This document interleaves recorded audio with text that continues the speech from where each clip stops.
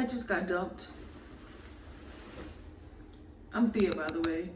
Yeah, I just got dumped. And mental illness is kicking in. I'm glitching just a little bit. So I'm gonna go wash my hair. Because when I feel pretty, I do pretty things. Okay. Oh my God! Shout out mental illness. Yes, I have bipolar disorder and I'm just working through it, you know? I'm 31 and I'm just trying to make it in life. It's time for bed, guys. Anyway, I'm in Buffalo where they duck and low.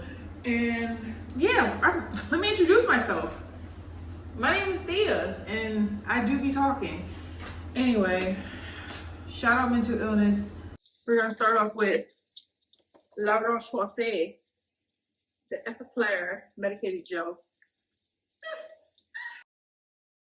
I struggled with my mental health all of my life because I had a pretty rough childhood. But let's fast forward. Let's go backwards a little bit. 5 years ago, I was diagnosed with bipolar, depressed, and I have a little sprinkle of anxiety in there. Anyway, so I got medicated, which was amazing. My first cocktail medication worked amazingly. I'm still using it to this day. I'm an Alexa Pro girly and Wellbutrin. Anyway, maybe that's too much information. I just met y'all. Anyway, so I am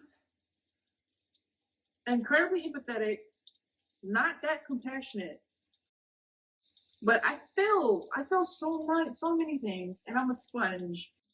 I'm gonna brush my teeth. So I'm really susceptible to having cavities. So my dentist made me cry. Shit was $28. A prescription toothpaste is like 1.1% fluoride in it. Bitch, that's $28 on the floor.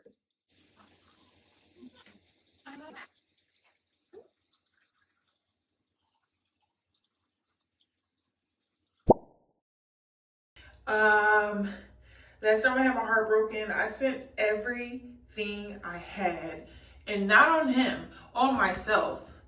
This sounds great in theory. It sounds great in theory. Oh, you spent all your money on yourself. You spent all your money on yourself. Fine. No, all I had was $10,000 saved. Doesn't sound like a lot. It's a lot to me in the moment. $10,000, I spent it on all kinds of shit. And I had nothing to show for it. Nothing at all to show for it.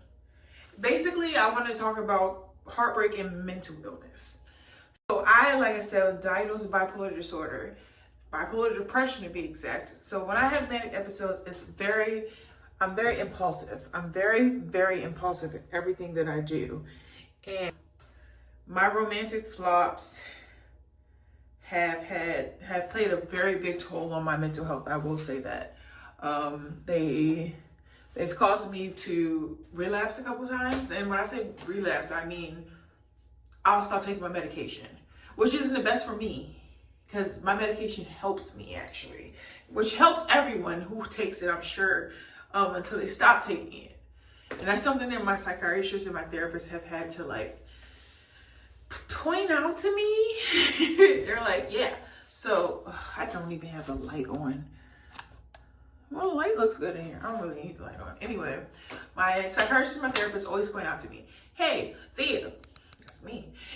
If you don't take your meds, of course you feel like shit. And I'm like, yeah, true. Yeah, true. So, most recently when I decided I didn't want to take my medication anymore, I got a job at Trader Joe's. I was like, yeah, I don't need to work at my full-time job. I'm gonna get a job at Trader Joe's because if I can get a job at Trader Joe's, that proves that I'm hot. And it also proves that I'm valuable. What did I do? Get a job at Trader Joe's. I sold the fuck out of myself. And then what happened? I quit 3 months later. 3 months later because it's labor. It's real work at Trader Joe's. Loved it. Loved my crew. Hated the job. What happens when you're impulsive and You work off of impulsion. And working off impulsion is like the worst thing ever that you could possibly do. Unless it's like positive reinforcement.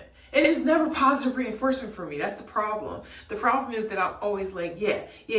I'm going to go stop taking my medication because I clearly don't need it anymore because it's fixed me. And that's where I go wrong. Medication doesn't fix you. It helps you. Helps me specifically. That's who I'm talking about. That's the only person I can't talk about. I take care of myself by taking my medication. I take care of myself by taking my medication. And I'm a Lexapro girly, like I said, but I have a cocktail of meds that I take. And I feel so much better. 5 years ago, I was ready to myself, ready to jump on some tracks. So yeah, I got my heart broken. And I'm working through it in ways that I haven't worked through it before. I do enjoy self-care. Self-care during a heartbreak is essential. So I get my nails done. I lay down, I sleep. Sleeping is so underestimated. When you sleep, you honestly, like, you wake up from a nap, you feel like $1,000,000. You cry. Crying is a form of self-care for me. Crying is essential. If I don't cry, I just hold it in, I get anxious. And I don't like it. I don't like it. I don't like feeling like I am holding in something that could be alleviated if I just release it in some form of tears. I'm surrounded by love. That's what keeps me going. Recognizing that romance isn't the only way that you can be loved. You can be loved through your family, your friends, shit, even your coworkers. I have a job where I've been at for almost 8 years, and I can say that most of my coworkers, they fuck with me heavy. They like me. They might even love me in the friendship kind of way. Some of my best friends are from my job. I'm surrounded by love. I'm the epitome of love. I give love. I show love. So romance, although it hurts when you get hurt by somebody you were like voluntarily vulnerable with, and it can affect your mental health so deeply.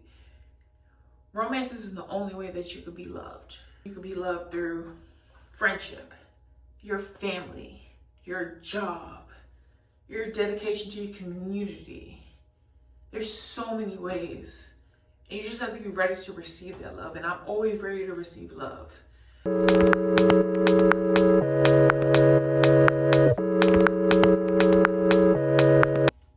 that's really all I got for y'all today. Mwah. Cut.